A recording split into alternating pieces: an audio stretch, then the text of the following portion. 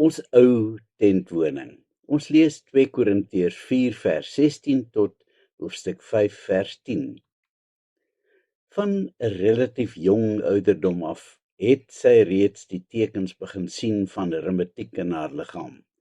'n Dierbare vriendin van ons. Sy het aktief tennis gespeel, maar gaandeweg het dit al moeiliker geword om 'n raket selfs vas te hou. En boonop het die pyne in haar rug haar naderhand so opgekuil dat sy moes ophou. Maar dit het nie gekeer dat haar klok helder lag weer klink nie. Bly moedig, altyd opgeruimd en vrolik. En sy kon nooit ophou praat van haar verlosser nie. Haar pragtige vleuelklavier het sy later vir die kerk gegee toe die reumatiek in haar vingers so erg begin raak dat sy nie meer die betowerende klanke daaruit kon laat vloei nie. Maar steeds was sy 'n bemoediging vir elkeen met wie sy in aanraking gekom het. Etlike rugoperasies was uiteindelik onafwendbaar, want die pyn het haar opgevreet. Komplikasies met narkose het haar telkens byna haar lewe gekos en die nagevolge was verskriklik. Maar steeds bly sy 'n borrelende mens, 'n inspirasie vir elkeen wat haar ontmoet. Sy moes later 'n loopraam gebruik om oor die weg te kom. Kry jy daar waar sy besig is om inkopies te doen agter haar loopraam, dan weet jy dat jy eers 'n wyle sal moet vertoef, want sy kan nie ophou praat nie en haar borrelende lag weer galm deur die winkel. Nog operasies het gevolg, elke keer met katastrofale gevolge. Een operasie het haar totaal verlam gelaat.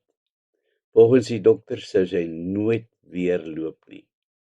'n Paar maande later was sy alweer skuifelend agter haar loopraam, krom getrek deur reumatiek en pyn, maar steeds sprankelend soos altyd en steeds vol moed. Haar ou tentwoning was verwronge en dikwels was dit slegs die groot kanonne soos morfien wat die pyn effens kon verlig. Maar moed opgee en ophou getuig van die liefde van Jesus het sy nooit. Rachelay was vir elkeen wat haar geken het 'n ware bemoediging. Ons raak so maklik moedeloos of selfs kwaad vir die Here as die geringste ou terugslaggie ons tref. Paulus praat van 'n tentwoning. Hy het sekerlik baie goed geweet waarvan hy praat, want hy het self tente gemaak en hy weet presies hoe verganklik die goed kan wees. En as die storm so tent tref, dan is dit maar bitterbroos en dit kan maklik weggewaai word. Ek het persoonlik al menigmaal bibberend in 'n tent gelê as die storms buite woed. Dis geen grap nie. So is ons ou aardse liggaam ook maar net 'n tydelike tentwoning wat aan allerhande storms uitgelewer is. Sommige tente is gemaak van sterk seil. Dit kan die ergste storms weerstaan. Ander weer is gemaak van ligte materiaal wat lek as dit reën of skeur as die wind te sterk waai. Sommige van ons is dikwels ook maar baie broos en ons word soms platgeslaan deur 'n skamele ou briesie. 'n Tent is egter iets waarin jy gewoonlik net vir 'n beperkte tydjie bly. Jy het mos jou huis waarin jy permanent bly. Sommige se huise is maar klein en armoedig, ander weer paleise, afhangende van hoe jy gevorder het in die lewe. Dieselfde geld vir ons lewe hier op aarde. Jou liggaam is maar baie tydelik, net vir solank jy hier op die aarde vakansie hou. Jou regte liggaam wag vir jou, wanneer jou tentjie die dag finaal die gees gee. Want dan gaan jy intrek in jou permanente woning. Sommige gaan nou nie juis 'n grand huis hê nie, want ons het maar almal bitter min vir Jesus gedoen tydens ons vakansie. Ander gaan weer 'n paleis kry, omdat hulle waarlik die koning gedien het op aarde. Het jy al ooit 'n vakansie deurgebring in 'n tent, waar dinge nou regtig miserabel gaan? Een waar die reën en die storms jou tuister? Jy het twee keuses. Jy kan in jou tentjie bly sit en die dae met 'n lang gesig opwens. Die hele vakansie vir jouself en almal om jou 'n nagmerrie maak. Of jy kan besluit om te gaan dans in die reën en deur die waterpoeltjies te plas en te lag en jouself gate uit te geniet ten spyte van die eende weer.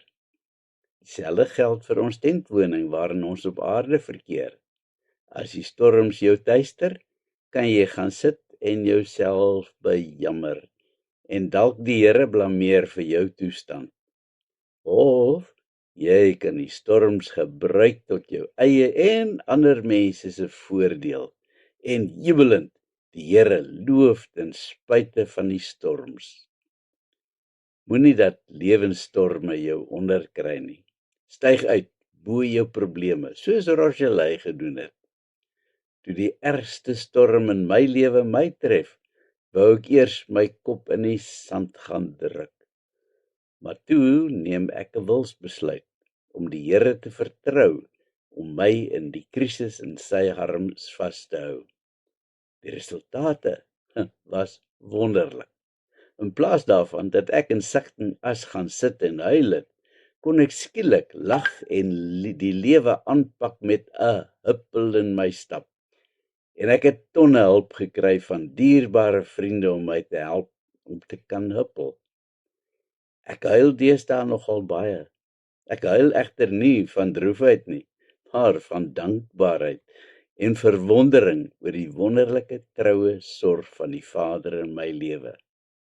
Al hierdie dinge maak maar net dat jy nie anders kan as om met nuwe ywer die wonderbare lig van Jesus te weerkaats. Wonderlik sou dit nie wees as die Here my vandag in al die hemelse woning sal laat bewoon nie. Maar aan die ander kant maak hy die lewe in my ou tentwoning vir my 'n ewigdurende fees. Ek loop oor van dankbaarheid. Kom ons bid. Dankie vir al die wonderlike dinge wat U vir my doen, Here. Ek loof en prys U groot naam. Amen.